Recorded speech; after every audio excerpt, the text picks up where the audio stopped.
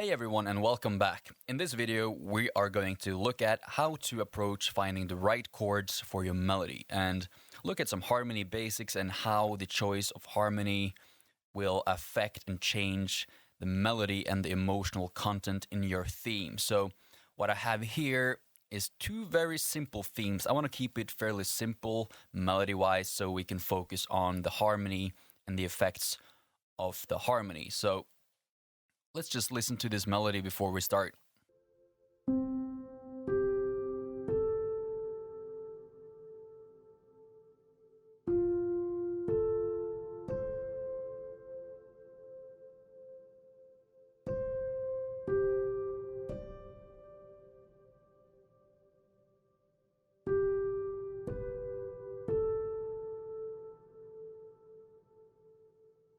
And there you go.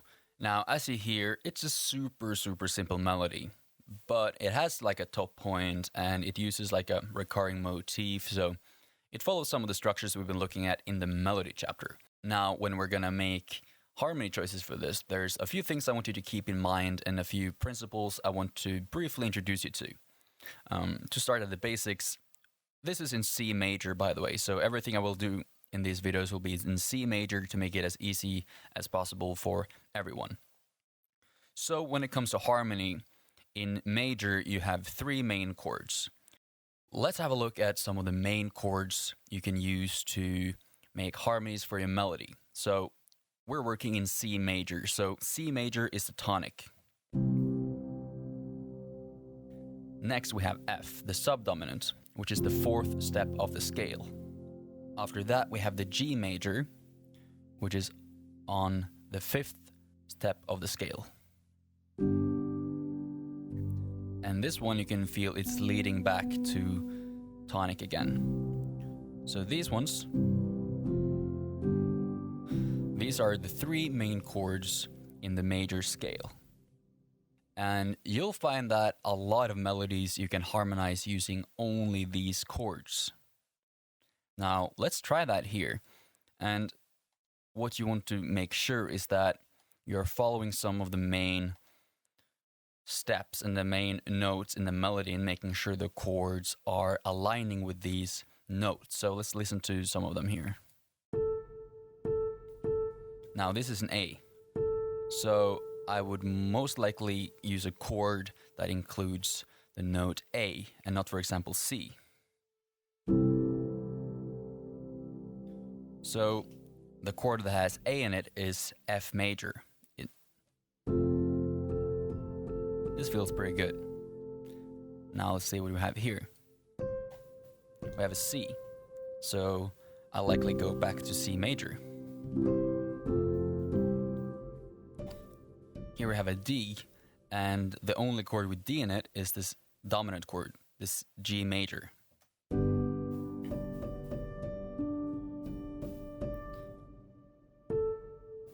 And then we have another A, so I can go back to F. So here I would likely have F, C, G, F, or something like that. So let's try using only these three main chords to create a little harmony layer for this melody. And I'm just gonna apply this violin as well and use string chords because it just sounds better.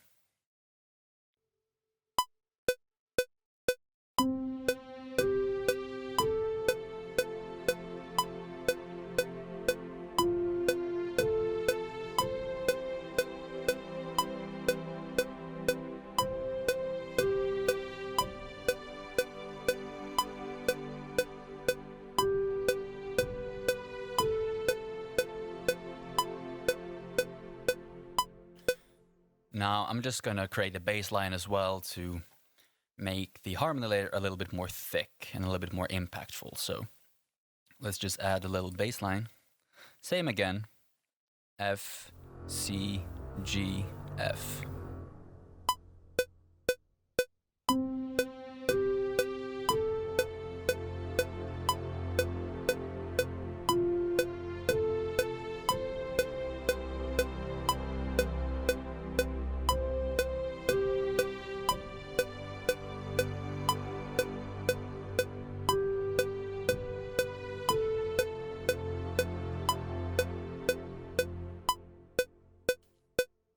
And there we go. Now we have a very basic harmony for this little melody here. And what I want to look at next is a few ways to kind of expand on this and make something a little bit more interesting. So let's just duplicate this melody and try something new. Now, as you have been reading, in addition to the 3 main chords, you also have a few additional ones which you can use to create something a little bit more interesting, and it gives you a bigger kind of toolkit to play around with different emotions and how the harmony choices you're making can affect the emotion of your melody. So let's quickly look at these other chords. So we have C major, right? Then we have F, and we have G major. Now, all of these chords, if you go 2 steps down on the scale, you will get a chord that you can use as a substitute for the original chord. For example, for C major, you can use A minor, which is 2 steps down.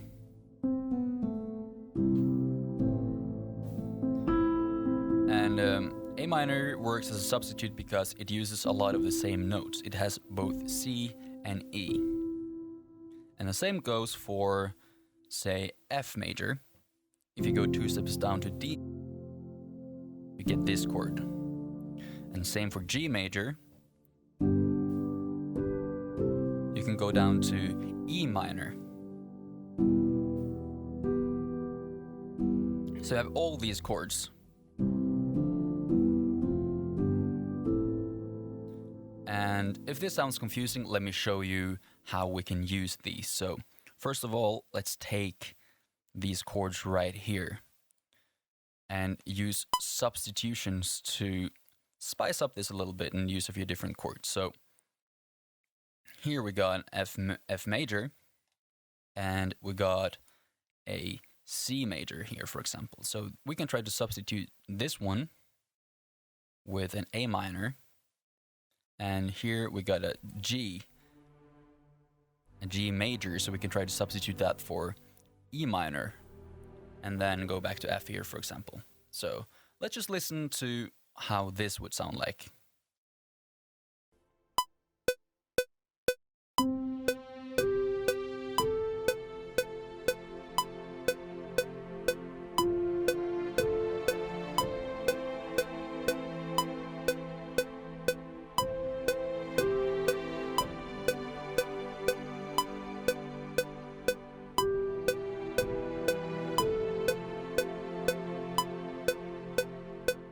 Okay, so those are the basic chords. And let me just record the bass and we'll have a look at it.